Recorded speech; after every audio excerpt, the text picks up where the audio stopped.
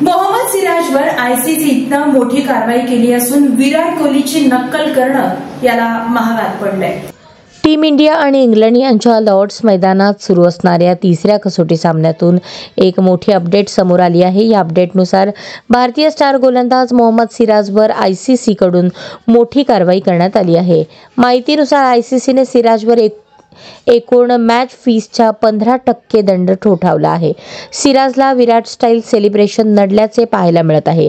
या सामन्याच्या चौथ्या दिवशी सिराजने इंग्लंडच्या दुसऱ्या डावात बेन डकेटला पॅव्हिलियनमध्ये पाठवले। विकेट घेतल्यानंतर सिराजने जोरदार आनंद साजरा केला, मात्र आनंद साजरा करताना सिराज डकेटजवळ पोहोचला। या दरम्यान दोन्ही खेळाडूंचे खांदेही एकमेकांना आपटले।